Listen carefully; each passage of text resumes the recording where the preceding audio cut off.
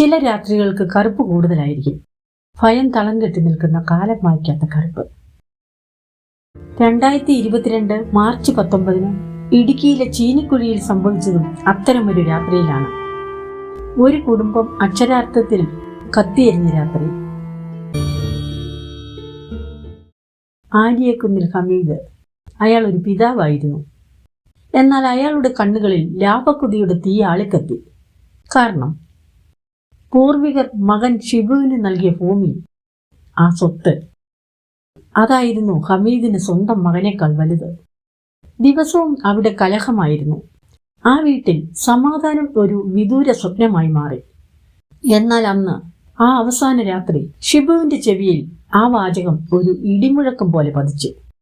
നിന്നെയൊക്കെ ഞാൻ പെട്രോൾ ഒഴിച്ച് കത്തിക്കും. ദേഷ്യം വന്നപ്പോൾ പറഞ്ഞു പോയതാകും. ഷിബുവും ഭാര്യ ഷീബയും അത് കാര്യമായി എടുത്തില്ല.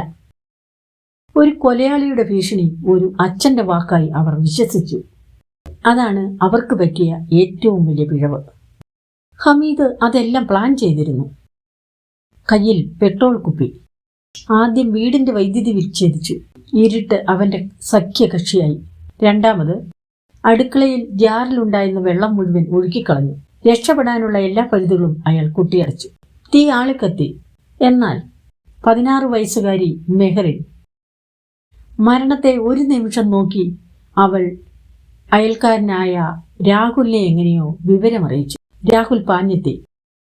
അടച്ചുപൂട്ടിയ വാതിൽ, നിസ്സഹായതയുടെയും ഭ്രാന്തിന്റെയും നിമിഷങ്ങൾ.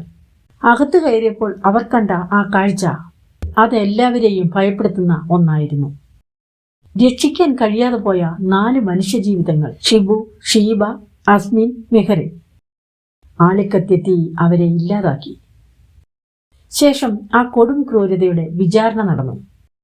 അയാൾ ജാമ്യത്തിനായി കോടതിയിൽ അപേക്ഷിച്ചു.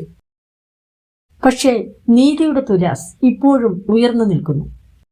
കാരണം കോടതി വിധി പറയാൻ മാറ്റിവെച്ച ദിവസം 2025 ഒക്ടോബർ 25-നാണ്. അതെ, നാളെ ഒക്ടോബർ 25.